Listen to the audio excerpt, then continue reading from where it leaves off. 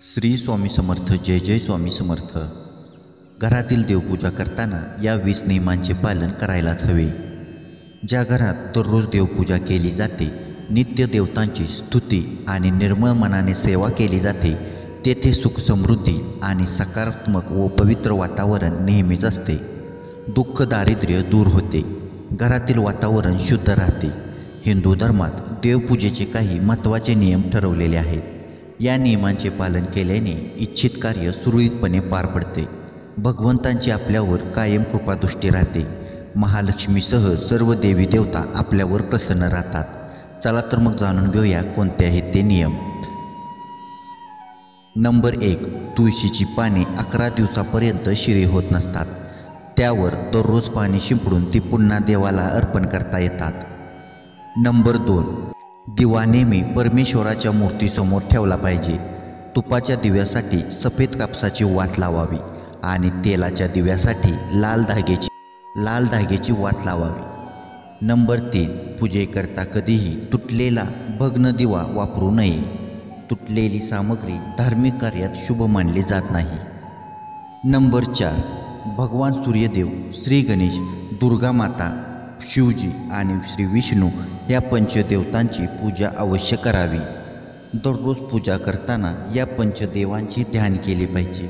यामुळे लक्ष्मीची कृपा व समृद्धी मिळते. नंबर 5. कोणत्याही पूजेच्या वेळी आपल्या स्वइच्छेने देवाला दक्षिणाही नक्की द्या. दक्षिणा देताना स्वतःचे दोष दूर करण्याचा संकल्प केला पाहिजे. निर्मळ आणि निष्पाप मनाने केलेले दान हे अर्थातच श्रेष्ठ दान असते. ईश्वर आपल्या सर्व मनोकामना पूर्ण करेल.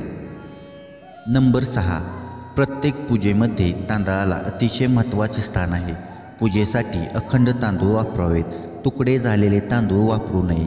हळदीचे पाणी करून त्यात तांदूळ पिवळे करून मग ते अर्पण केले तर अत्यंत शुभ असते. नेहमी पिवळे तांदूळच पूजेसाठी वापरावेत. नंबर 7.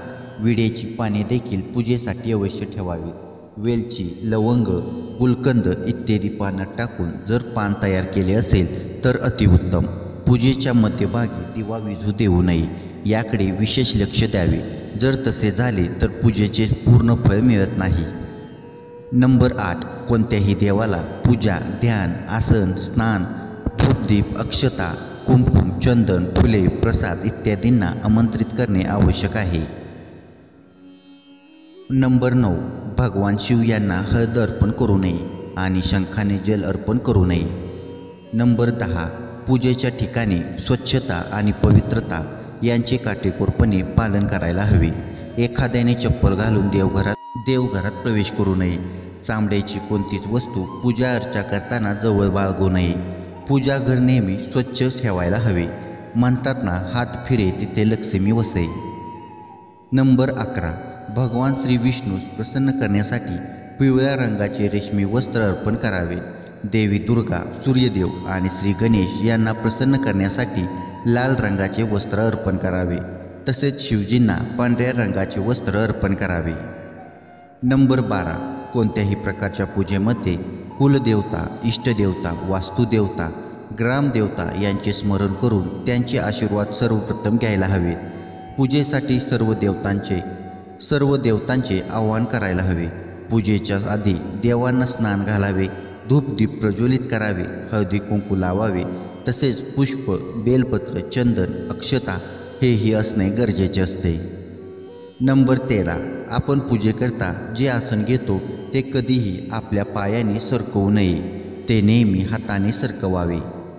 पुढे जाण्याआधी चॅनेलवर तुम्ही नवीन असाल तर चॅनेलला सबस्क्राईब करा, व्हिडिओला लाईक करा आणि बेल आयकॉनवर क्लिक करून ऑल नोटिफिकेशन सिलेक्ट करायला विसरू नका. नंबर 14. आपण दररोज तुपाचे निरांजन लावावे.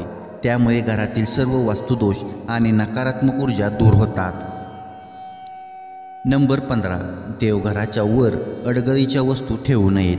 तसेच कोणतेही ओझे किंवा सामानाचा पसारा ठेवू नये. नंबर 16. देवतांना पुष्पहार, ताजीतवानी फुले, पाने इत्यादी अर्पण करण्यापूर्वी ते एकदा पाण्याने स्वच्छ धुवून घ्यावे. नंबर 17. भगवान सूर्याला 7 प्रदक्षिणा घालाव्यात. श्री विष्णूला 4, श्री गणेशांना 3 आणि शिवजींना अर्धी प्रदक्षिणा घालावी. नंबर 18. घरात कोणतीही विशेष पूजा केली जाते?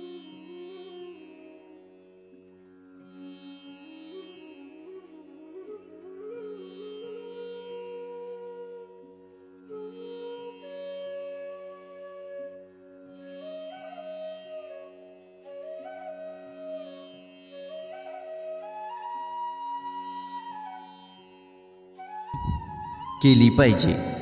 नंबर 19. या सर्वांबद्दल संपूर्ण माहिती प्रख्यात पंडित यांच्याकडून मिळू शकते. विशेष पूजा केवळ पंडितांनीच केली पाहिजे, जेणेकरून पूजा योग्य प्रकारे करता येईल. नंबर 20. शिवजींना बेलाची पाने आवडतात, त्यांना ती अर्पण करावीत.